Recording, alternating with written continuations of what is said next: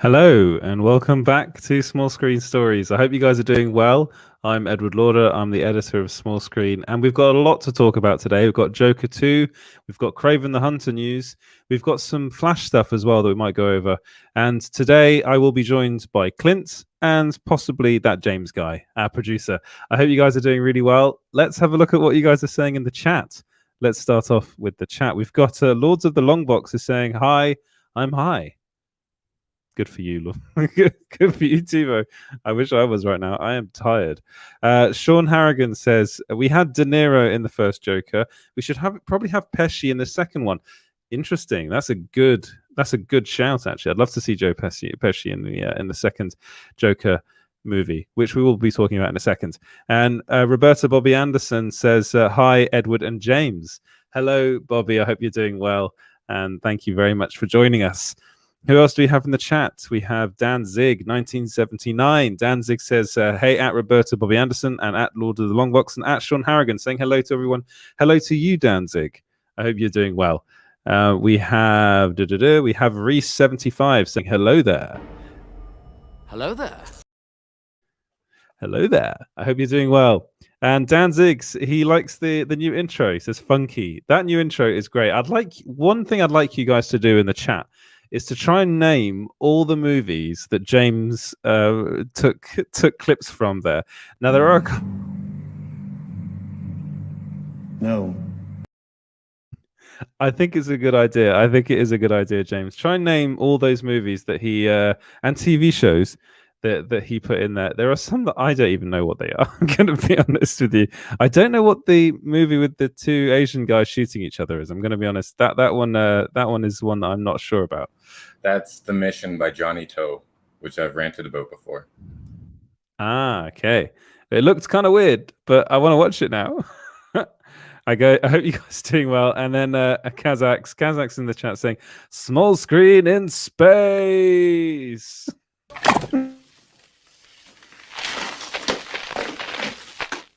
Cocainum. And Dan Clements in the chat saying hello there.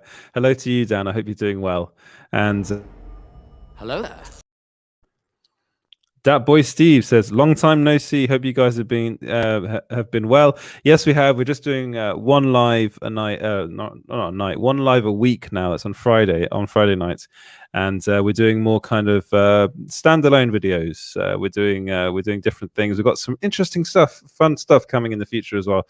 And also, you can go and check out the history of the Snyderverse video that we did, and also my weird kind of John Oliver-esque piece on not really, I'm not going to say it's John Oliver-esque, but it's that's it's on Eurovision. If you're interested in Eurovision, it's on our YouTube channel as well, so go and check that one out. That'd be great if you could do that. And No FOMO Ever says, "Yo, James and Edward, I hope you're doing well. Yo, no FOMO ever." Sorry. It's difficult to read. Who else do we have? Dan Zig says, "Hey Ed, I've missed these shows." Yes, we miss doing them. Again, once a week. We're going to try and keep it to. So we've got lots of stuff to go over, and I will be talking about that stuff in depth with Clint, who hopefully will be coming on the show in a bit. So that'll be fun. And who else do we have? Cocainum, says Kazaks. Is he going to get it? No. James is nodding. Пошли. Все вместе. Какие ваши доказательства?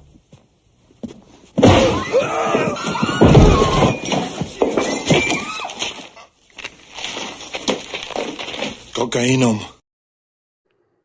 Cocainum. There you go. That's just for you. And Kazakh says, "Already got it, lol." Great Muppet ref.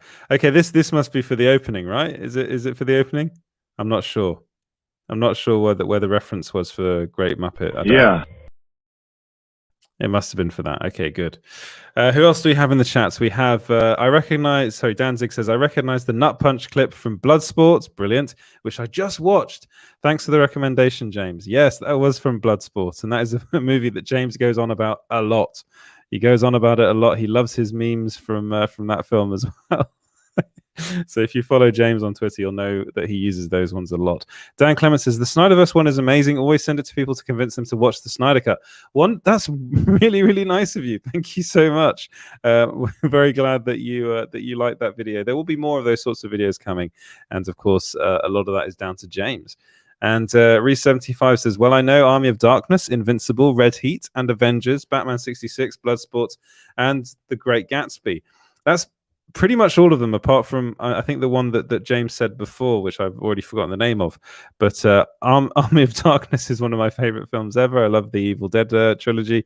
Invincible, I just think, is a great TV show.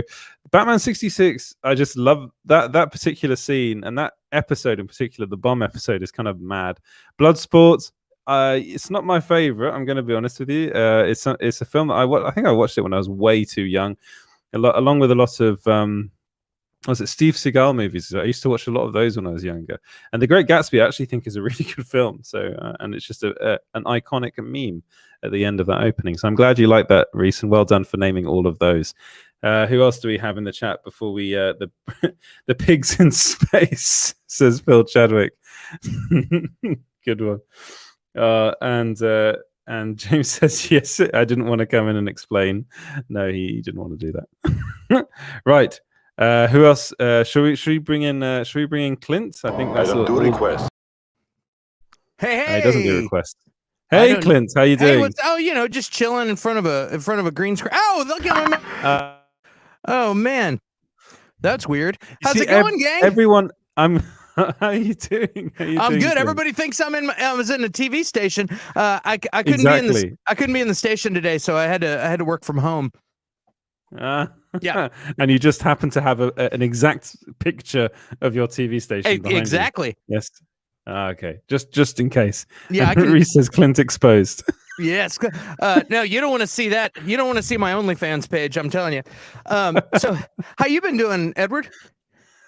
I've been doing really well. It's good to see you back again. You've been there are the reviews coming thick and fast. You did the review of the Bad Batch episode. Is it episode 5 today? Yes, it was. 6. Yes. Yeah. Is it 6? Is it 6? I believe it was 6. Yeah. Have to check, but it's there. It was episode 5. It was episode 5. Episode 5. Come on, Edward. Okay. All right. So I was right. Yes. And that was great. And if you can check that out, and also Army of the Darkness review you did for us, which is brilliant as well. Oh yeah, all fun. What a difficult task to watch things you love and then talk about them. I mean, it's really tough. It's a really tough gig, you know. It's actually a lot harder than that, Clint. Like I know from experience. I think one of the weirdest things to do is to do with the react. It's pretty cool, but the reaction videos, because you got to remember to actually do something. That's always something. When I'm watching a trailer, I don't think I usually. I don't know. It's just kind of feels a bit unnatural sometimes. There was, I have to say, the trailer for Last Night in Soho, which you can go and check that video out as well. That was literally all genuine, because James was like, "You're not watching this before we do the reaction trailer." I know for a fact that lots of people out there, I'm not saying that they fake things, but there's an element of that to those sorts of videos. But that one was like first time watching it, and I genuinely jumped out of my skin one moment in that trailer, and you can go and see that video now as well. Well, it's over on the channel. And you're definitely a fan of the filmmaker, so you were really into it, huh? Yeah. I love Edgar Wright.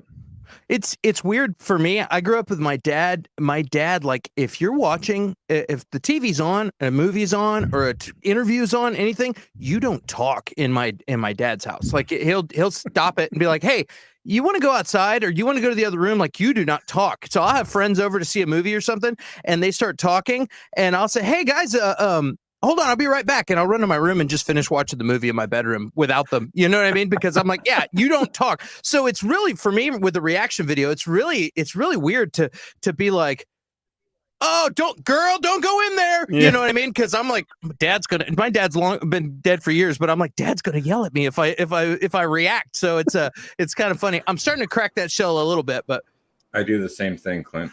Yeah. I gotta pause it. Be like, okay, am I good to continue watching now? Yeah. 'Cause I'm just focused too much. So.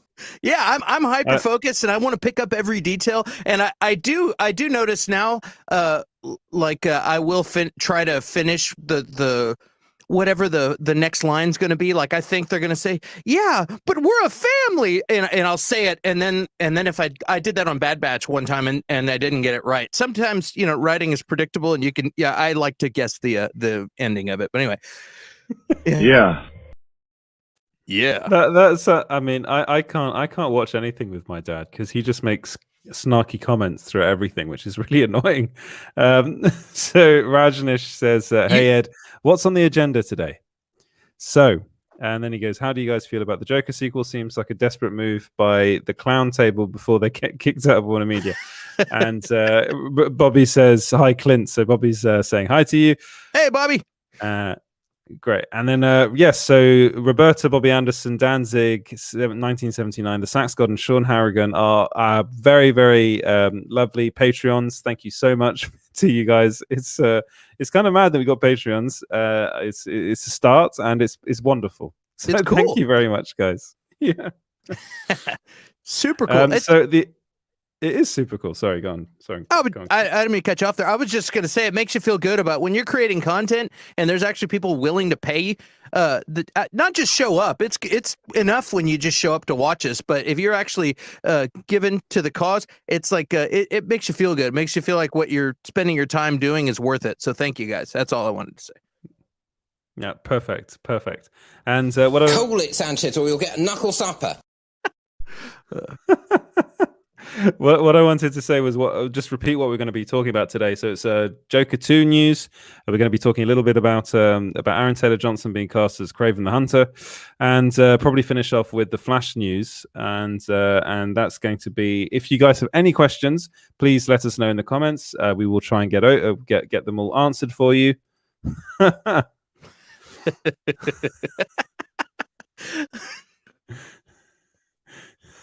I love that. He clip. does that deliberately, doesn't he? It's such a good clip.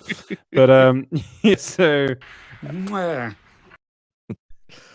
so basically, Clint, I think before I get cut off again, and Danzig says, "Hey, getting close to yes, 1,000K. Well, not 1,000K, 1,000 subs." Yeah. 1K. 1,000K subs. Yeah. We'll take 1,000K though. We'll take 1,000K. But yeah, we are getting close to that number. So is it? Wait, 1,000K. I'm terrible at numbers. Is that 1 million? No. 1K is $1,000. Like if you're like, hey, yeah, no, 1K. How much? Yeah, so 1K would be 1,000K. 1,000 subs. Yeah, 1,000 times 1,000. I don't know what that is because I'm a musician. There's only 4 beats in a measure, but I've got a calculator. This is a part where you segue and you tell people to subscribe. Oh yeah, like and subscribe. Please like and subscribe. Yeah, and since I don't have an education, I really have nothing but YouTube. So if you guys could like and subscribe to help further our careers, I have nowhere else to go. As you can tell, neither of us were very good at maths. Apparently, it's 10 million. We'll take that. We'll take that. And yeah, so go on, Clint. Was I that enough? Dude, I'm hopped up on coffee. I was going to say, it's the soup du jour. Oh, it's the soup of the day. That sounds good. I'll have that. Go ahead. And you wonder why you waited so long for something so disappointing. Right, so after all of that, let's talk about Joker 2. And Joker 2. So it was revealed today by there you go. The Hollywood Reporter revealed. All right. Yep. Okay. Good. The Hollywood Reporter revealed today that it was kind of hidden in one of their weird article that they posted that Todd Phillips had been signed on, had got a contract now to write Joker 2, so the sequel to his 2019 $1 billion hit Joker, which starred Joaquin Phoenix. So first off, what are your initial reactions to that, Clint? Cool, but what are they going to do with this? Like I didn't even read up on this, like to do any research or anything like that. I just saw it was like Joker 2. Okay, cool. It's weird. For one, I wonder how much of a budget they're going to get. Like my initial reaction is since it was a hit, we've got to pump a bunch of money in it, is what the suits will say, and they'll probably screw up the movie, overdoing it with all kinds of crap. keep it simple like the first one, and it'll probably be really good. If granted, the script has to be good, but if you got Joaquin Phoenix, the acting's going to be good. What are they going to do? They're going to try to relate it to Batman, or they're going to keep it a solo thing, keep Batman out of it? I think they should keep Batman out of it, and maybe you could get into how his followers, who were just kind of following his movement, they weren't actually his followers, maybe how he leads them into actually being his thugs and followers, and then maybe all of that following makes his ego turn him into actual calculated villain. Because at first he's just kind of the first one, he's not really calculated. That's the only problem I had with that movie. Is like, the Joker's supposed to be calculated. He's not. He's completely chaotic, and so I think this gives him a chance to develop that. Maybe some things happen, he quits being quite so insane as far as just chaotic, and actually develops a purpose. And then I think you could bring Batman, because if you just bring Batman in right away, it's I don't know. I don't think they should do that yet. I think they should develop his career as a calculated psychopath first, and then just throw Batman in. So that's my thoughts. I completely agree with you 100% on that. Batman should not be in this film. Now, there have been a lot of rumors going around that saying that Todd Phillips wanted to bring in Robert Pattinson from the Matt Reeves Batman movie. Now, I mean, I haven't heard anything about that personally. I don't think that's going to happen, because it just can. I think it'd be kind of wrong for the film. I think they're the wrong tone already. I mean, we've only seen the trailer for the Batman, but even just judging by the trailer, this is very much it's a comic book interpretation of the Batman. It's pretty close to the Long Halloween, I think. So what I think they should do is, I've saw someone in the comments saying that they should kind of look at One Flew Over the Cuckoo's Nest, and I think that'd be a brilliant idea, and bring in Harley Quinn or Harleen Quinzel and have her be his shrink. And I think that would be a really interesting twist on their dynamic, and I think it would just work, especially for his character. I completely agree with you. He is. I mean, I think. No. Well, James doesn't agree with me, but that's fine. But like I think one of the things that I did like the film, but one of the things I didn't like about it was the fact that it just wasn't for me of any sort of, not really anywhere near a Joker that I've ever read or watched before. There was no kind of. I know that a lot of people are like, oh, it doesn't really matter as far as the Joker is concerned, but for me, the Joker has to have some sort of intelligence and plan behind everything. He was just too chaotic. Everything was about him as well, which is kind of a Joker trait, to be honest. Everything is always about the Joker, but it felt a bit too like it wanted to have its cake and eat it. It wanted to have the Joker. It wanted to have this story about someone that was misunderstood and like really kind of had incredible mental health issues, like really difficult, struggling. But and it wanted to be grounded as well, but then also set in the Batman kind of universe. It's just, you can't really have all of it. It doesn't really work. And there is a lot of Taxi Driver in there. There's a heck of a lot of the King of Comedy in that movie, to this point that it's almost like a remake of those films, or like a retelling of those films, let's say. I did like it, and I do like the fact that Todd Phillips is coming back to writing this.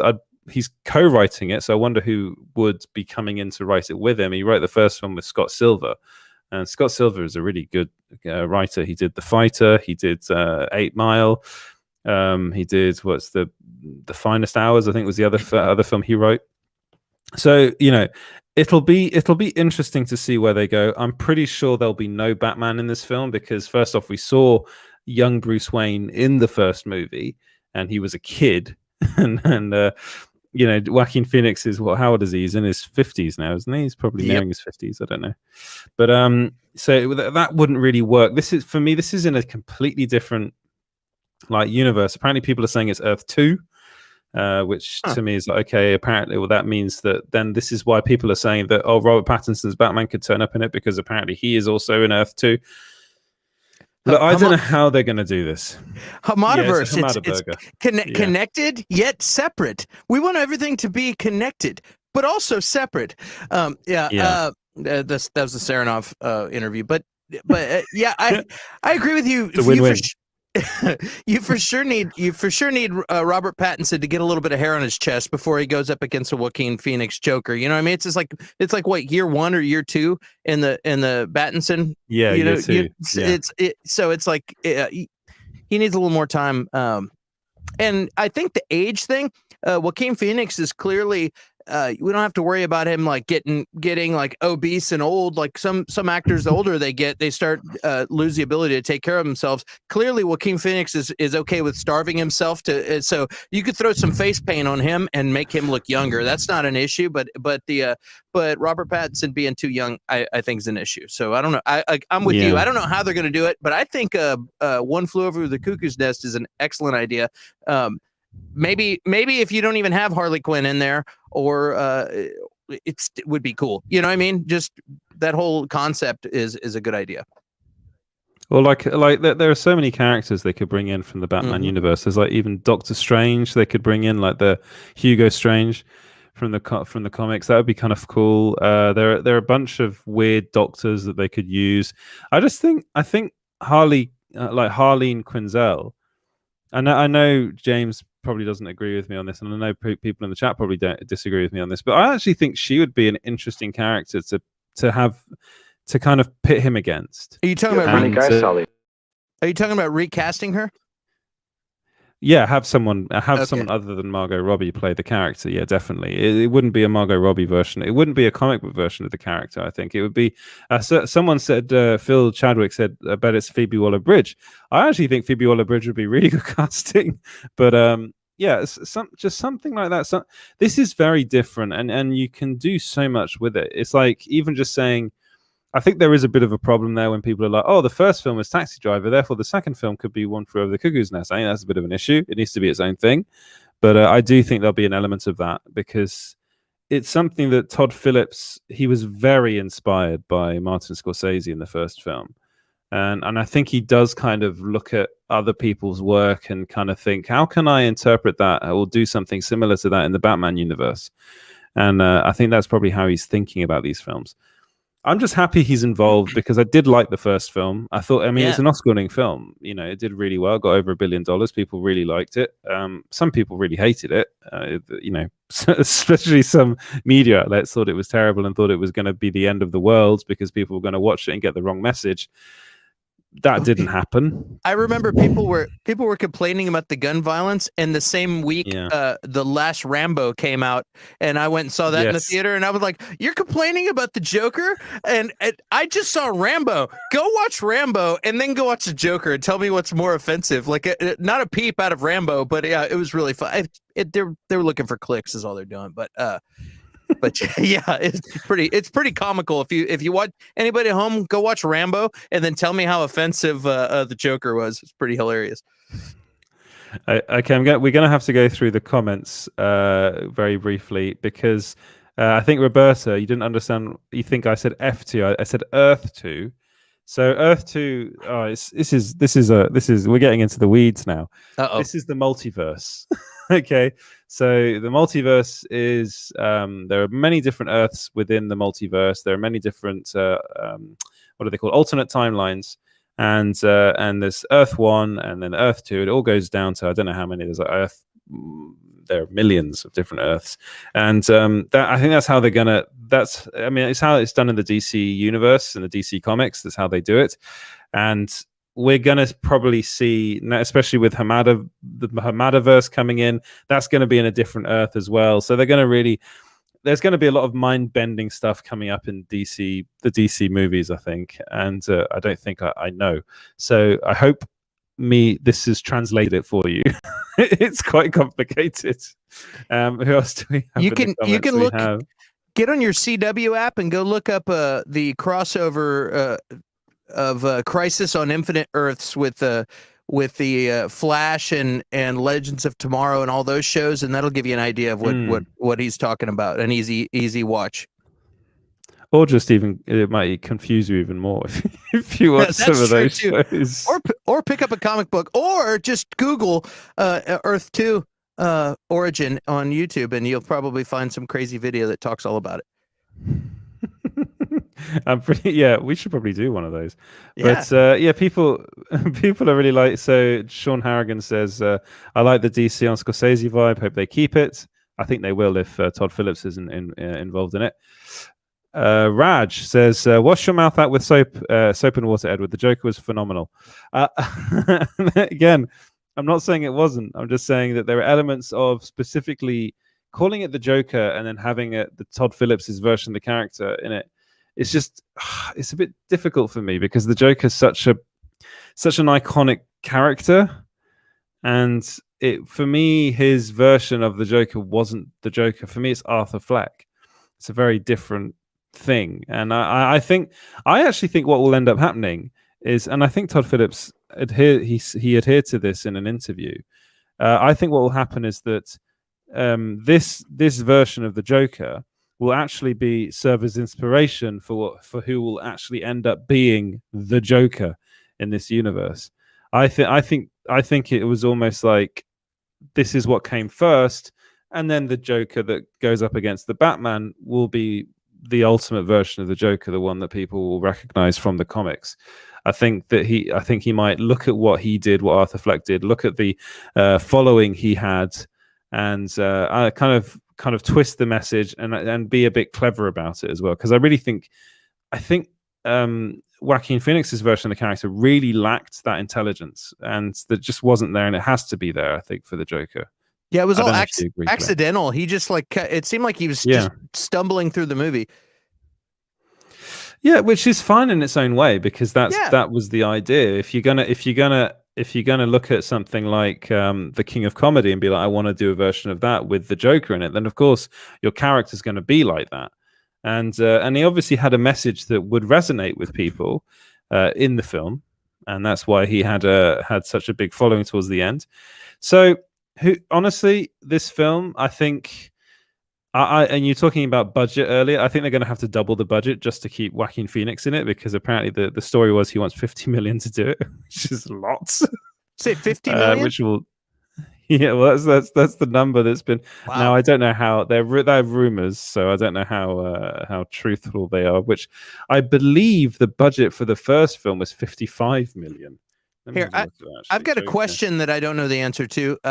I was just going to say, do you think he was going to Jack Nicholson it up and try and get a whole bunch of merch rights and all that stuff? Like Jack Nicholson, when he agreed to do the original, he agreed he wanted merchandise rights, like tons. So he made tons of money on when he did that, and that was his way of doing it. He's like, okay, I'll do this, but I'm going to get all of this stuff. He was real smart. I'm wondering if Joaquin would do that. And then my question was, does Jack Nicholson still get merchandise rights on present day Joker stuff? That's an interesting question that I don't know the answer to. I don't know the answer to that either. But he probably does, on any sort of Jack Nicholson Joker stuff. He probably still gets some sort of money back from that. I'm wondering if he gets a little piece of a Joaquin Phoenix Joker T-shirt because he's got it forever. No, he'll just be getting residuals from Batman 1989 and any of the merchandise, or anytime it's played on network TV or on streaming service. Cool. Just curious. Yeah. Bye, James. But let me tell you guys all about the different Earths in the multiverse. Cool. And then in the Marvel, they have the same thing. They're like Earth 616 is the main one, and then there's Earth. He loves doing that. He loves doing that. I was just waiting for him to do that. But, yeah, so I think it'll be interesting. People saying Prince Zodiac says, if you can bring that, says he wants that RDJ money, which is probably true. And Kazakh says, 50 million. That was the Joker. So I was looking at the budget. It was reportedly 55 to 70 million, which, given it made over $1 billion, is just a ridiculous. It's a ridiculous turnaround. It's so much money they made from that movie. And that's kind of amusing considering that they didn't even want to make it. And there's actually Joker merchandise too, the Sideshow collectibles and a bunch of other specialty action figures they did for the Joaquin Phoenix Joker. Cool. But not like so random toys on on Walmart. He does that all the time. Yeah. Yeah, he's about to say that CSI was on Earth 617 is where CSI takes place. And Burn Notice is on Earth 715. So, which by the way, I was going to say earlier, my dad used to love watching Burn Notice. You could have watched TV with my dad. That would have worked out. Oh yeah, I like watching TV in silence. And still, Hamada burger, Hamada burger, Hamada spoon. This is the best bit of that video. Mad spawn. And, so I suppose what we're saying is that we're excited for this film. We liked the first movie. We don't think Batman will be involved in Joker 2. Can we say that?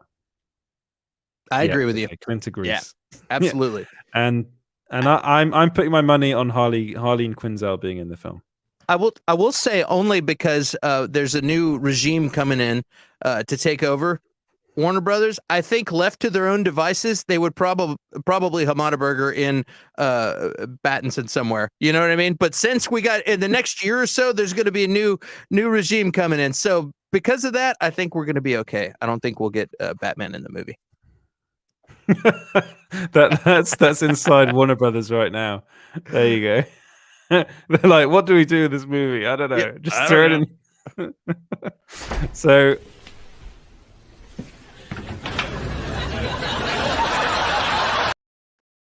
yeah. Should we put him in the movie? I don't know. We're not going to be here next week, so go for it. Yeah, I don't know. Right. We should move on and move away from all this DC news and move on to what I think is being dubbed the Venomverse.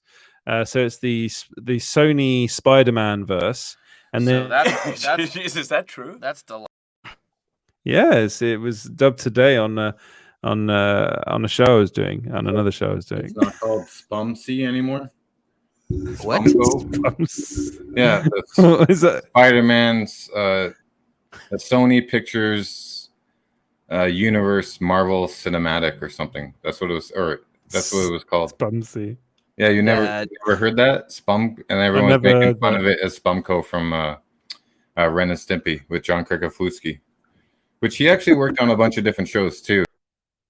Spumsy and Sorry, I always wait for him to do that. that's Spumsy and Spunkpo. That sounds like bedroom talk. This is a family channel.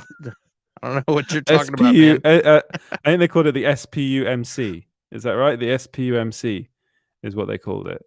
But yeah, I'm calling it the Venomverse, and I think it sounds good. I think I like that sound. I'm excited about all the new things I'm starting to see. I don't know if you're about to talk about some things, but I'm very excited about it. Yeah. So Clint is very excited. Let's get into this. So today it was announced by, I believe it was no, was it Deadline? Who cares? It was somebody in Deadline probably. They announced that Aaron Taylor Johnson has been cast as Kraven the Hunter. So, what are your reactions to that casting news, Clint? I think it's cool. I was like, is he going to be a speedster and a Kraven at the same time? Yeah. I think that guy will clean up in. Well, man, I had multiple thoughts. First, I was like, oh, that's weird. That's interesting. Aren't the two universes of MCU and Sony like kind of intermingling? And how's that going to work? Or are they going to run into? Is Wanda going to run into him and pretend like he doesn't look just like her dead brother? But Spumco. But yeah, I was like, oh, this. There's a lot of things running through my head all at the same time. But I couldn't help but think about Captain America and how Chris Evans, how he had been in the Fantastic Four, and he worked in the Fantastic Four, but there was just something not quite right. It just didn't work. He looks like a superhero, but it just wasn't right. Yeah. And once he got to Captain America, it fit and it worked. And I'm hoping that he never felt right for Quicksilver, and I'm hoping when he gets into this Kraven role that it just is magic and it works. And I'm excited about it. I'm excited to see. Me, I like to give everyone a chance. Clint likes everything, but yeah, I think it could be cool. And what they're doing with everything else looks pretty cool. So, So I'm I actually wrote that I'm optimistic. I actually wrote Clint, and we all know that Clint loves everything. I wrote that in an article on Small Screen. It's becoming a thing. But no, I completely agree with you, Clint. I think it's very interesting casting. I actually think he was well cast as Quicksilver. I just think that film, I think most of his footage and his stuff was probably left on the cutting room floor for that movie. And I think he was done such a disservice, Aaron Taylor Johnson, in that movie, because he could have been a brilliant Quicksilver, but he was used in such a way that was just it just felt like, why even bother having him in the movie? Yeah. If you're just going to kill him off at the end, and it's kind of a pointless death anyway, because it's like a character that's introduced in the film and then dies towards the end. It was used effectively, I think, in WandaVision. That was the most effectively it was ever used. But then what do they do in that? They bring back Evan Peters, basically saying, we think his version was better. Restore the Bonerverse. Restore Bonerverse. I think everyone loved Evan Peters as Quicksilver in the Fox movies. For me, that was the only real shining light in the last couple of Fox movie X-Men films, was him, and his slow motion scenes were just incredible. But I think if you're gonna look at Aaron Taylor Johnson and be like, okay, what has he done that can show us that he can really do this? Well, first off, he was Kick-Ass, and he was great as Kick-Ass. He was then he was in a couple of films that one of which I do adore, but he was in Savages with Taylor Kitsch and Blake Lively, and he was actually really good in that film. The film wasn't very good; it was an Oliver Stone film, but he was really good in it. And then the film that I really loved him in was Nocturnal Animals. He was unrecognizable in that movie, to the point where I didn't know it was him until the end of that film, and the credits were rolling. He is incredible, like genuinely incredible in that movie. And I just think he's an actor, and if you look at him now, you have to look at some photos of him now. He is in incredible shape, like really, really good shape. And he's obviously, maybe not obviously been prepping for this, but I think this is something that has been in the works for quite some time. And they've managed to keep it very secret for a very long time. Now, I'm going to go into the actors that Sony approached before getting to Aaron Taylor Johnson. And you're going to be like, what? Huh? So the very first actor they wanted to play Kraven the Hunter was Brad Pitt. Come on, don't bullshit me. No, it's true. They approached Brad Pitt and he turned them down. So you're a funny guy, Sally. What did they do? They went to Adam Driver, and Adam Driver flat just refused.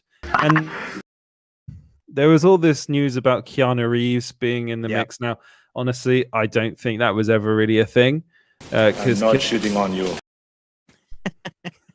Keanu Reeves just would have been terrible in the role.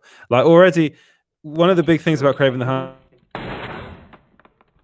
Oh, I'm sorry. Did I break your concentration? Yeah, he would be like, "Hello, Really? my comrades." Whoa, he would be. Yeah. That would be interesting. Whoa, this is my Russian accent. He just can't do accents. The guy can't do accents. His mum's English, and he can't do an English accent. We know that from Dracula, where he's terrible in that. But I love Keanu Reeves, but he can't. He knows. One of the things I love about Keanu Reeves is he knows the things he can't do, and one of the things he can't do is accents, and that's fine. He can do other things. He's brilliant as John Wick. He's very good in a lot of other movies as well. But he would be so wrong for Kraven. It's unbelievable that he was even reportedly connected to this role. When I saw that, I was just like, "This is utter bullshit." I'm sorry, but I can't take this seriously. And then I was thinking, well, who could play the role? So a lot of people were fan casting Jeffrey Dean Morgan from The Walking Dead in the role, and that would have been interesting. Oh yeah, that would have been quite cool. But the one that kept on coming back to me was Karl Urban. I always thought Karl Urban would be brilliant in the role as Kraven. I thought he's in The Boys. He plays Dredd. He's in the Marvel movies actually. So that would have been another area where they'd be like, well, he's already been in a Marvel movie, so what does this mean? But I actually think Aaron Taylor Johnson is really good casting. And actually, a question I have for you, Clint, is what do you think this means for the future of the Venomverse? Do you think it will ever tie in with the MCU now that they've cast Aaron Taylor Johnson as Kraven the Hunter? I don't know, but I could tell you as a writer, do you like alliteration?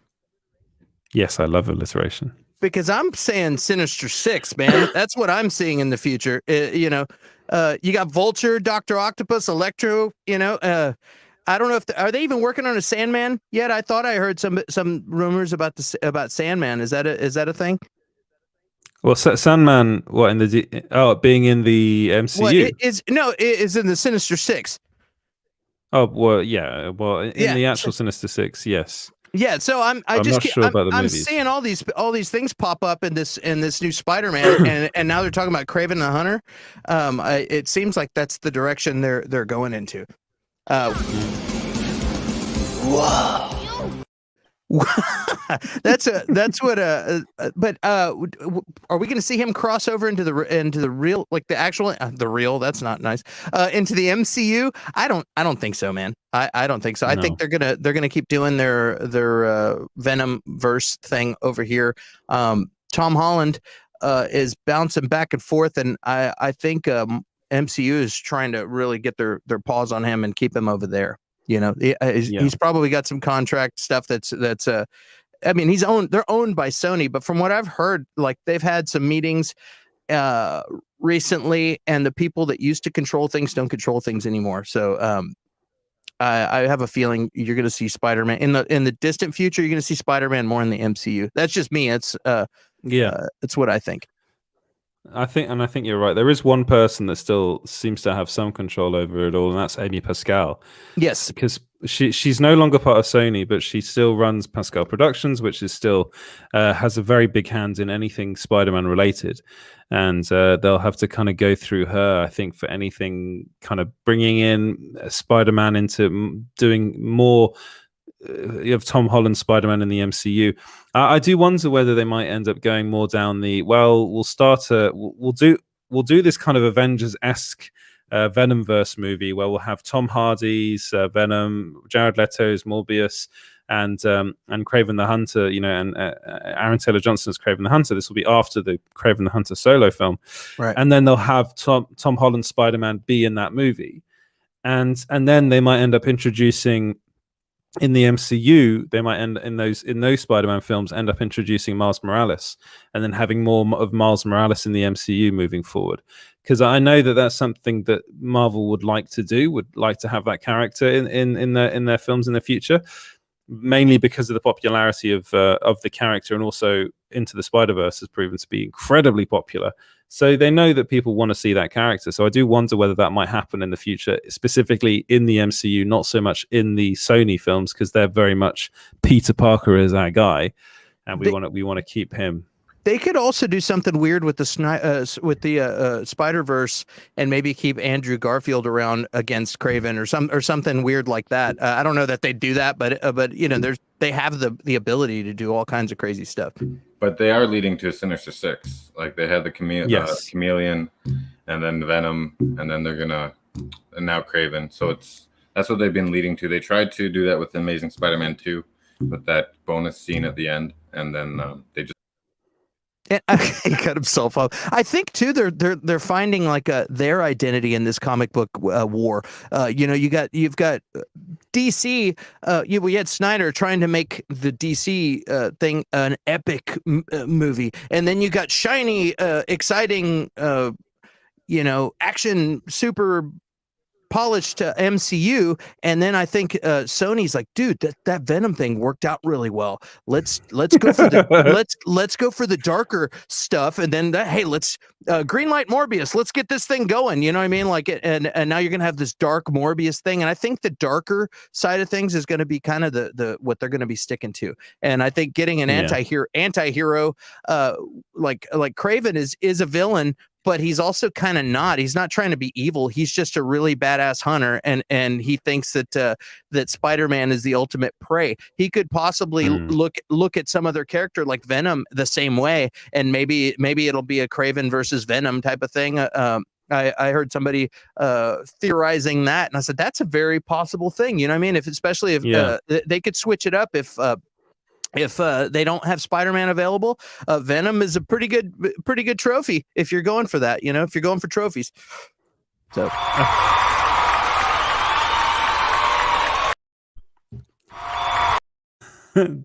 As Dan says, don't forget to smash that like button, guys. Please do that. Yeah. That'd be brilliant if you can do that. And I actually think you are completely and utterly spot on. I wonder whether Kraven will be hunting both Venom and Morbius in a movie. Yeah, I wonder because he'll see them both as really big prey. Carnage also. What if Carnage? Yeah. Yeah. So, but one of the things I think they're doing more with these films is they're kind of aligning. I get the feeling that, I mean, Venom in the first film and obviously the second film, he's not a villain. He's a hero, really, isn't he? He's a hero who has, is Eddie Brock, who has a parasite that is, gives him incredible strength, but also that parasite wants to eat people. So that's the kind of bad side of him. But they do actually end up working together in order to actually save people. So, and Morbius is similar in the comics, and I wonder whether they'll do the same thing with Jared Leto's version. Is that the whole reason why he becomes a living vampire is because of a science experiment gone wrong. I'm talking more about now the animated series, the Spider-Man animated series. He is very much a character, a kind of tragic character, a character that's desperately trying to do the right thing and try and get back to the way he was before. And they're making it a bit different in the movie because he has a disease that he doesn't actually have in the animated series. I don't know if he has it. He probably does in the comics. My knowledge of these characters are actually more the animated series in the comics, because I used to love that Spider-Man animated series. It's brilliant. And I watched it again recently, and Kraven the Hunter is in it as well. And in that, he's a hunter. He's a Russian hunter, and then he ends up being like almost killed and then given this serum which kind of makes him stronger but also crazier, and it's really the serum that is the making him bad in a weird way, and he ends up kind of being able to getting an anti-serum and kind of manages somehow to keep his strength. I don't know how that works out, but it's very much similar to Venom. It's like they're all kind of good people fundamentally that are kind of overtaken by some foreign thing, and it's something that's really out of their control. So they're all kind of tragic characters, and I think they are going to be more made by Sony into heroes rather than villains, which is why I'm not so sure about the Sinister Six being a thing with those characters that they're going to do. I think it might be more in the MCU that they go down that route, especially with the fact that we know that Electro is going to be in Spider-Man, as is Doc Ock. And I think they're going to bring those characters more into the MCU and probably do the Sinister Six in the MCU movies with Tom Holland's Spider-Man, as opposed to in the Venomverse. I don't know. That's just what I'm thinking. I don't get a clap or anything. Because of course, James doesn't agree with me. I was getting a clip ready. Yeah. But what do you think about that? Anyway, enough about our balls. Thank you. Yeah. What do I think about that? I'm joking. I think you might be right on that. I mean, who knows? This thing has been shrouded in so much secrecy, with the occasional Alfred Molina or somebody screwing up and leaking something, that who knows what's going to happen. I didn't know. For some reason, I thought that this new Spider-Man was a little bit more on the Sony side than the MCU side. I might have to. This new Spider-Man movie. Yes. No, it's very much MCU. I think they're going. I know they've been working hand in hand, but yeah, at the moment, what it looks like to me is that this is going to be the film that actually introduces the multiverse into the MCU. So I have a suspicion that this is actually that Spider-Man, that movie, is going to be actually huge as far as the MCU is concerned. Like, the ramifications of that film will be massive, especially if the rumors that the likes of Tobey Maguire and Andrew Garfield are going to be in it are true. Like that alone is going to be a massive thing, and that's really more. I mean, I know these characters are still technically owned by Sony, but this is something that's being overseen by Kevin Feige, and anything that happens in that movie will have ramifications in the wider MCU. I mean, so the characters that are already announced or confirmed for that movie are so Jamie Foxx's Electro, Alfred Molina's Doc Ock, of course Spider-Man, Tom Holland Spider-Man, And the other cast, the ones that are rumored are Andrew Garfield, Tobey Maguire, Emma Stone, who actually in an interview recently said she's not in the film, but then again, you can never trust actors. You can never trust them, especially with Marvel stuff. I just saw Cruella. That was really good. I haven't seen it yet. I really want to watch it. I just watched it 2 hours ago. Yeah, it was excellent. Well, hopefully. Whoa. So then the other one I think is the final one is Kirsten Dunst. They're saying is also in the film, but I mean, who honestly at this point, as you said, Clint, very eloquently, who knows? Who knows what these people are doing? And Kirsten Dunst. Oh boy, Kirsten Dunst. Hers was her being in the film was spoiled by her assistant. They had like an assistant for her that like got that was put into credits, like IMDb credits. So there was no word of her being in, and then somewhere they're like, assistant Dunst. And they're like, oh, well, I guess Kirsten Dunst in the movie. You know what I mean? It's like there's been all kinds of weird things like that where people are discovering that, like there's no confirmation she's going to be in it, but her assistant is definitely involved. So it's pretty funny. But You lie! I don't lie. No, I did actually see that, and that was something that you think that's like a facepalm moment. Yeah, like seriously, somebody's fired. But I think overall, we're both very positive on the casting of Aaron Taylor Johnson as Kraven. I think it's good casting. I think you do too. This movie is co-produced by Columbia Pictures and Marvel Studios and distributed by Sony releasing. So that's interesting. They're working hand in hand. I just kept thinking, I was under the impression that it was going to be more like Spider-Verse over here, and then they were going to be doing the multiverse of infinite madness, and then they were just kind of borrow Doctor Strange for a minute and just kind of have them related, you know what I mean? But maybe you could even have a Venom thing pop like a cameo or something, and it was okay, Vulture or whatever. But anyway, we'll see. Call it, Sanchez, or you'll get a knuckle supper. Oh, but I'm very excited. I'm very, very excited. Any new comic book content, I'm excited about. So I think the character, the character that is confirmed is Benedict Cumberbatch's Doctor Strange is going to be in Spider-Man No Way Home. He is definitely going to be in it. I think it's going to be quite big as far as the MCU is concerned. I think a lot of multiverse stuff is going to be in it. I think that's going to is where it's going to start, and then it's going to kind of go into Doctor Strange into the Multiverse of Madness.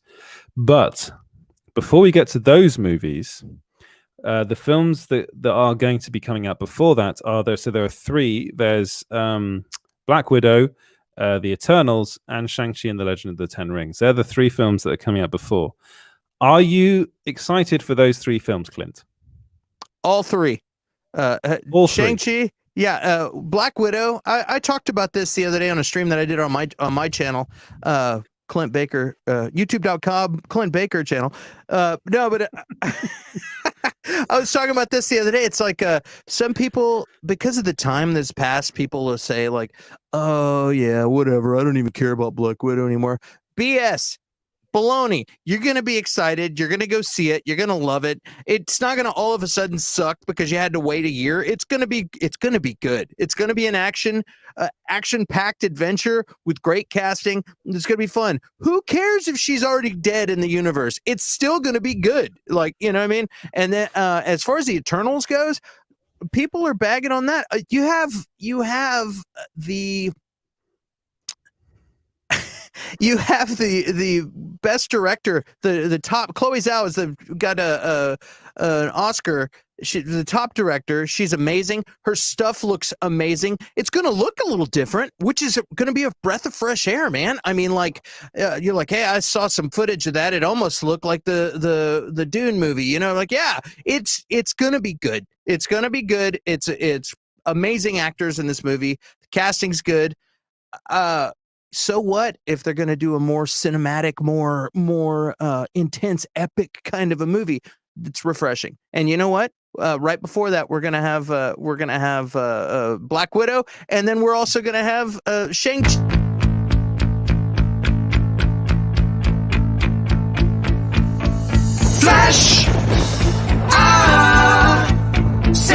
of the universe. Yeah. Welcome to the Clint Baker Show. Hey, super action. I mean, you're gonna have a super action martial arts movie also right up in there. It's just a year of hey, refreshing new stuff, and they're gonna go back to the old recipe for things. Like, just enjoy it. Sit back and enjoy the stuff. You've been in a year. You have a year of nothing, dry spells forever, and now people are complaining. Come here, so I can slap your face. Just boom. Just shut it and enjoy the damn show. All right, I'm done. Oh, that wore me out. That deserves About the extraordinary consequence. As soon as the thought of people complaining hit my brain, it sent me down that room. It made a breaker go off in my brain, and I go down that road. I get so irritated. I can tell. Yeah, Put the cookie down. like, what do you want? You're like just begging for good stuff, and they spend gajillions of dollars to produce this stuff, and you're already complaining. Wait till the next day after you've seen it, and then complain. But don't be like, meh, it's gonna suck. I just have a feeling, because you don't know that. So shut it. Okay, I'm done. Tell us how you really feel. That's how I feel. Shut your mouth. You click that like button. You click that fucking like button. You son of a bitch. That was my Edward Kane impression. I have to say, I completely agree with you, Clint. So, Edward, I'm gonna have a T-shirt with that. I You, completely agree with Clint. You reported on a show being canceled recently. Yes, yes, I did. Yeah, I reported that the Flash season 8 was going to be the last season of the Flash. This is that's actually, I was told by a load of people about this. So I thought, well, okay, I'll run it. Like, because one of them I have worked with in the past, and they're a source that's turned out to be pretty much on the money. They're on the money all the time. So I was like, all right, okay. And yeah, we got a lot of flack for saying that, because of course there was the news a couple of it was actually a couple, it was when was it? It was Grant Gustin was on an interview on a podcast with Michael Rosenbaum, and he said that there were negotiations for season 8 and 9, but they've only actually gone ahead and renewed season 8. So what I was being told is that actually they're not going to continue with the Flash after season 8. They're going to stop it, but Grant Gustin might still be involved and might be coming back as the Flash in other shows. One of the things they're doing with season 8 is they're starting off the season with a 5-story crossover, 5-episode crossover arc. So it's going to cross over with lots of different shows in the CW, kind of the Arrowverse, or as they call it, the CW verse internally, apparently, which I thought, okay. But yeah, so it's a show that's gone on now for 7 seasons. So season 7's airing now. They've already lost 2 of their main, their main actors in Cisco's gone. Yeah, Tom Cavanaugh is Harrison Wells, and Carlos Valdez is Vibe / Cisco. Exactly, and so they're going to come back intermittently in like guest roles in season 8. But that's honestly, when I was told this, I was like, okay, I'm not really surprised. The only person that was talking about season 9 was Grant Gustin. Obviously, he wants the show to continue because he loves playing the character, and everyone gets that. But ultimately, these shows, 8 seasons is a long time to go. Like it's a long run. It's the longest running show in the CW, like in the DC Comics area. The only one that's come, I think it's Legends of Tomorrow, has actually got 7 seasons as well, hasn't it? So that, which to me, when someone said Legends of Tomorrow's got 7 seasons, I was like, what? 7 seasons? But I think I think the thing is to say is that these shows are really starting to, fade. And I think the CW knows that. And they've got another show coming out called Naomi, which is the show that Ava DuVernay is doing. And what I was being told was that show is really going to change things up, because that's very multiverse heavy, a lot like the Flash is, incidentally. But they're seeing that as the future and trying to make more shows like that, and trying to kind of move away from the Flash. And there's also a bit of news like maybe there's internally over at DC Films, they want to do something a bit different with the character in the TV universe. Who knows? Who knows what they're planning? Because honestly, no one knows.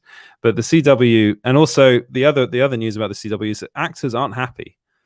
Actors are not happy with the CW at the moment, and the way they've been running things. And we saw that with I'm forgetting his name now, the guy that was on Legends of Tomorrow, Dominic Purcell.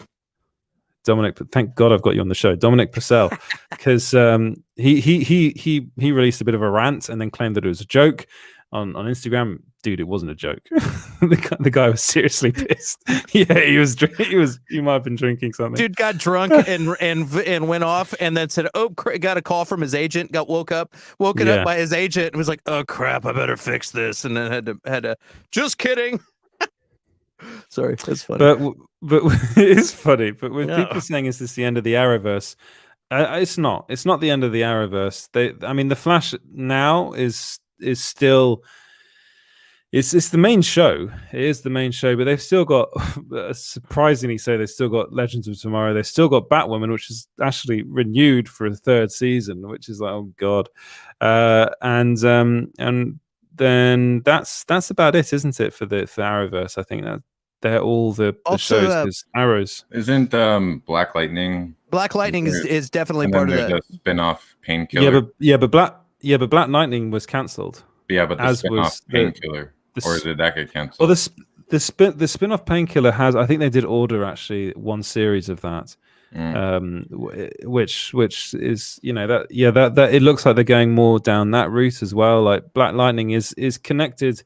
I think he was in one of the He wasn't in the crossover episode. He was in the last crossover. Yeah, he was in the showed last up for one, 3 scenes or something. Can we got to give give notice to this gold comment. I guess you could say the show has run its course. Brilliant. Brilliant, Dan. Yes. And Supergirl's ending. So you got Supergirl. Sorry, that was they're all all these shows are coming to an end, basically, but they are looking to do something else with their DC Comics properties, more stuff like Naomi. I know it's not DC related, but they turned down the Powerpuff Girls live show, which I thought was amusing. They're asking them to rework the pilot. So it sounds like that was a complete disaster. Well, they didn't turn it down. No, well, the CEO of the CW, Mark something or other, I can't remember his last name, but he actually he said that. Yeah, you probably know that. Greg Berlanti, No, it's not Greg Berlanti. Oh, okay. The CEO of CW is someone else. I'm forgetting his name. Probably someone in the comments knows his name. But he actually said that as it stood, they could not go with that show. So they had to ask them to kind of go back to the drawing board and redo the pilot. So keeping most of the same cast and crew. Now, if they redo the pilot and they still don't like it, then that show won't get taken. They requested it to be reworked then? Yeah. I just heard that they just decided to rework it, to remold it for a different demographic.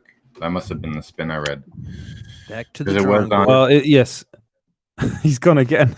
It's Mark Guggenheim. That's his name, Mark Guggenheim. Gotcha. So apparently, Reese is in the comments saying that the Powerpuff Girls script was arse. There is one. It's Superman and Lois is the one. I was just going to say that. That's exactly what I was about to say. That show is great. And from what I haven't seen the last couple of episodes, I've been busy, but I've heard that show just has been good all the way through. There's 7 episodes in this season, from what I understand. And what do you think is do you think there's a problem with the CW? Like, do you worry a bit about the future of that network? I loved that. Yeah. I loved that world. I think there must be something going on. I think Dominic Purcell doing what he did, and then I think it's kind of like starting a little revolution, but with the cast, and they're all saying, we've been here for almost a decade.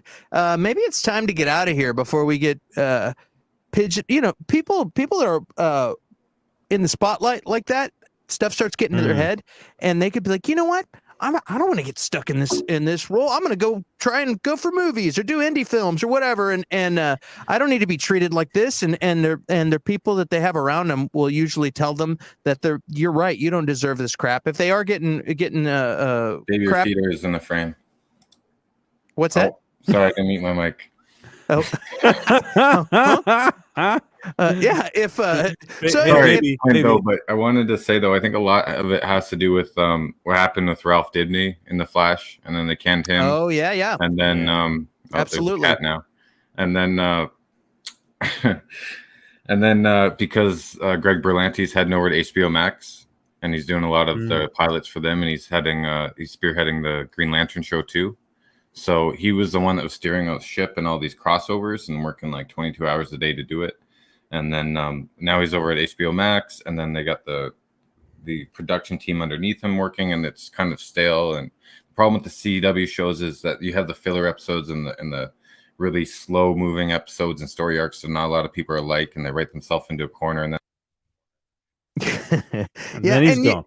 And as long as those shows have been going, you can only do that. You can only be on a show for so long unless it's going well. But until you say, okay, time to go do something else. You know what I mean? Like, yeah. Because then you start feeling like, oh, this ship's going down. If once the ship starts going, people are going to jump ship, and I have a feeling that they're looking around and saying, yeah, let's go. If you're the lead, then that's your show. You're gonna stay on board. But yeah, it's this interesting because the only Danielle Panabaker, who's Killer Frost, I think her and Grant Gustin are going to be the only two original cast members on this show. Yeah. So that's is that true? Yeah. So it's what about Candice Patton? Is she not going to? I don't know. I do not. I do not know. There was really some drama with her too recently. I didn't. Well, there was some drama. There was some drama between her, Candice Patton, and Danielle Panabaker. I think that's her name. People claiming that there was some racism going on behind the scenes. I mean, it really does sound like the whole thing needs to stop. Yeah, it's just becoming unraveled at the seams. You know what I mean? It's like, all right, let's move on. And if you've watched, I watched a recent episode of The Flash, and boy, it was janky. The CG in it was terrible, and it's not. The problem is, it's not the fault of the people working on the show, because they're given like no time. They're given like zero time to do these special effects, and they're asking for the world from them. I mean, the Supergirl. There's a famous clip of the Supergirl fight scene where you've literally just got Supergirl kind of going across the screen like that, like it's just a cutout of her. They're just switching her across the screen, and it's like, dude, like seriously, you've got a budget. Like seriously, you should be able to spend more time. Maybe not have 20, however many episodes they do per season.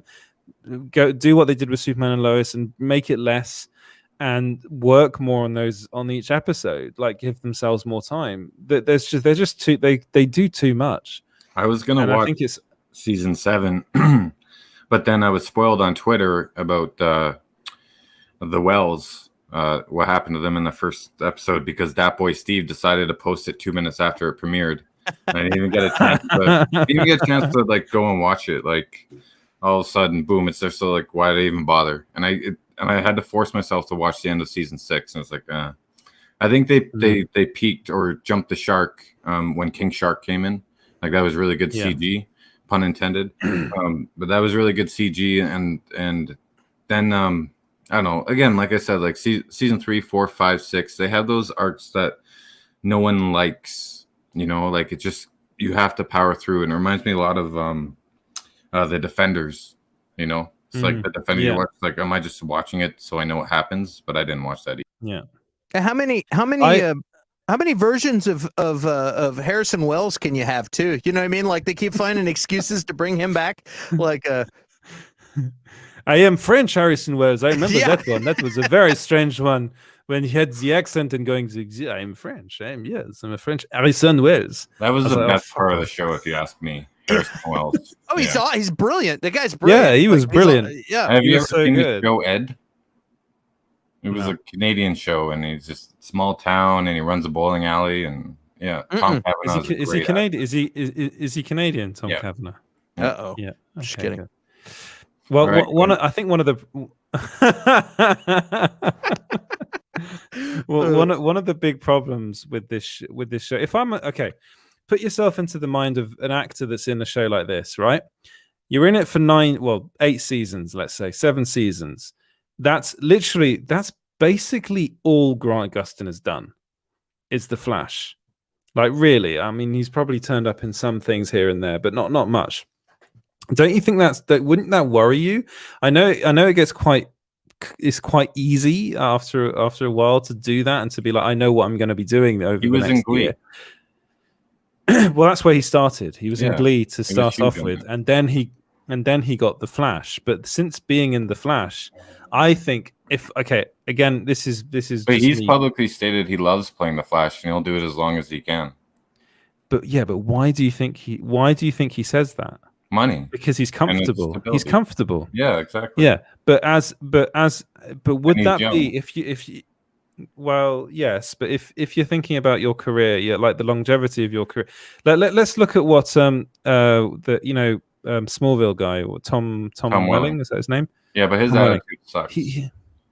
But he did nothing after Smallville because the only thing he did was he was difficult towards the end. The last couple of years, he wouldn't put the suit on. He always fought with the producers. Grant Gustin is like a happy-go-lucky guy. He loves his work. He loves his job. And as soon as Flash is over, he'll get picked up and he'll have great roles. I have no doubt about that. It's not, if you're going to the typecast thing, I don't think he's going to get typecast. Or if he does get typecast, he'll still get roles, right? He's interesting though, because he doesn't even look like he should be the Flash. Really, right. His build and all that. His build, he's perfect. I think he's great. But he's better than Ezra Miller too. Like, he suits it better than Ezra Miller. I think him going into normal everyday roles that will be pretty easy, and actually probably more appropriately cast. Like if once he gets done with the Flash, we got a zinger here. Going back to the Wells was. The elbow.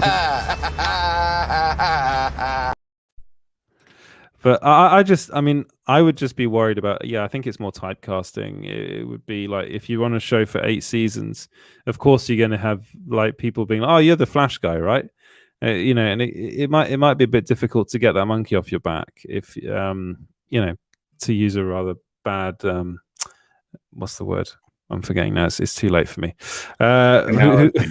Things analogy, yes. Yeah, things have to be getting tense in there for it to be crumbling like that. Yeah, I mean, you have 2 of the main people on the show leaving. It must be weird. So, yeah, and that would, I think that's probably one of the big. It's like, why are they leaving now? Is one of the big questions, because Cisco was a massive part of the show, and Harrison Wells was as well. What's that going to mean story-wise? Are they really going to be able to, apparently season 7 is terrible. That's what I've been hearing, is not good. How are they going to continue this through a season 8? It's like, you start to worry about it, because I'm not worried per se, because I haven't watched the show since season 4. I think season 5 was probably where I just was like, I'm off now. Like I can't do this anymore, because it just got so monotonous. And I think that was the main problem for me. It was just so monotonous and so samey. And every single season there was like, I'm it's always started off with that. My name's Barry Allen. I'm the fastest man in the world. Well, you're bloody well not, because every season there's always someone faster than you. So stop saying that. When you're a spy, blah blah blah. Oh, sorry. It's sad to see something die that you really liked. You know what I mean? Like for me, I used to come home from work every day, and I had a different version of that universe to watch. And I'd watch Supergirl on Monday, The Flash on Tuesday, Wednesday I think was Legends of Tomorrow, Thursday was Arrow. It's like every day of the week I had something going on, you know what I mean? And it was fun to watch those shows. And then when they started doing the crossovers, it was like, hey, this is cool, you know what I mean? Like it was fun. It was fun, and they were good. And yeah, they were campy TV shows, you know what I mean? But they were fun, and they did a really good job at telling stories and making them fun, and making you want to see what happened the following week. And it is a little sad for me to see it all unraveling. But and I wish all of those actors well, and we'll see where it goes. I don't know. Yeah. There's really not a lot of point to that, except that it is sad to see him go. I agree. It was really fun when they had that lineup, like Monday, Tuesday, Wednesday, Thursday. I really enjoyed that too. But then, like Flash season 6, you knew it was going downhill then. It was already over, and I stopped watching Legend of Tomorrow, I think after season 3 or something. Kind of lost me there. I just lost interest. There's only so much teenage drama that you can filter out in those. And I thought they were evolving and getting rid of the teenage drama, to be honest with you. But then it started seeping back in because that's their demographic. Yeah. Obviously not their demographic. But I agree with Danzig. I would trade it all for a second season of the 90s John Wesley ship. Oh, yeah, it definitely was. That was a great series. Yeah. And what you say it was fun. It was fun. It was. But then I really, really could not watch Arrow after a while because literally every single episode was him being a little whiny bitch. And then and Diggle be like, you can't do that. And then now we're going to have a fight in a dark location on a rooftop. It's and just have literally people spinning around and not hitting one another for 15 minutes. And I was just like, I can't do this anymore. I used to have to review these. That was my job. I used to have to review these episodes, and I was always do recaps of them, which is even worse because I'm like, I don't want to recap what happened in this episode because literally nothing happened. And it's just, I think Arrow, it started off so well and then just ended up becoming a massive mess towards the end. And then I think the same thing is happening with The Flash, which is I liked The Flash more because it was kind of in a way more hopeful. And Grant Gustin was a more, his Barry Allen was kind of more likable. And then then he got really depressing, and then it was like, oh, I've lost my speed. I don't know what to do with what's her name, his girlfriend. Oh yeah, Iris West. Iris West, and it's like, the teen drama really got me. It just kind of all. I was like, I'm not here to watch Riverdale. And it got a bit difficult for me, to be honest. Once you get a Flash, what about all the mistakes he's made by time travel? Oh, Barry, you screwed it up again. Yeah, he always screws everything up, and it's like, oh, you're supposed to be smart. It's like he's not the smartest guy there. Once I saw that the Flash wasn't going to have speed, I was like, okay, I don't even need to watch this. I never even tried to watch that season. Oh, what's coming this season? The Flash loses his speed. I'm like, that's come watch an absolutely normal guy fight, whatever. I'm like, yeah, that's not good. Yeah, and you're right about the Arrow. It got super predictable. You're like, and Diggle pulling him aside. Okay, Oliver, look, it's not about just you. We're all in this together. Blah blah blah. And then all of a sudden, like you said, they go fight the Power Rangers choreography team will be fighting on a rooftop somewhere. I'm like, okay. So. But it really poorly lit as well. It's always really poorly lit. And the best bits of that show was Arrow versus Deathstroke. That was really the beginning. That was what I really kind of cottoned onto, and I was just like, yeah, that's brilliant. But then the whole Ra's al Ghul thing came in. I was a bit like, oh, really? Fine, okay. And it just got stupid. And then I was like, okay, that was cancelled. Ended at the right time. And I'm the reason I'm pretty the season 8 is the right time to end the Flash. I think it probably should have ended 2 seasons ago, but it's a good time. I kind of like when he brought his little sister Tia or Mia, Speedy, when he brought her back to life, and she was had a bloodlust for a little bit. That was kind of cool. I don't know if you even remember that, but yeah. The last thing I remember about the Flash is when it's his daughter, Nora Allen West or West Allen, or what. And I was like, okay, so she's just a complete and utter moron. This girl, she completely falls for Reverse Flash being like, oh, I can help you, and I'm just like, no, this is just stupid. Yeah. Yeah, I think that was when I gave up with it. Yeah, the multiple timeline thing happening at the same time, I don't ever like that. That might be why I didn't like Jupiter's Landing so much. I don't know. Jupiter's Landing? That's what I'm calling that from now on. Do you think they're going to do a second season of that? If Jupiter's Landing, Jupiter's it's because it's a soap opera. Legacy. Get it? Yeah. No, I know, but it's because it's like a soap opera. I was calling it super it soap is. opera, but Knots Landing, Jupiter's Landing, way better. I don't know if they're going to do it or not. I know I think they have like what is it, like 17 billion for new content. So they got the Netflix definitely has the money to do it another season if they want to. And how many superhero properties do they really have besides Umbrella Academy? That's really they got a lot from Miller World coming out. So I mean, how many are they developing? A lot. How many are they actually I developing? wanted to ask. Do you know if they have the rights to Nemesis?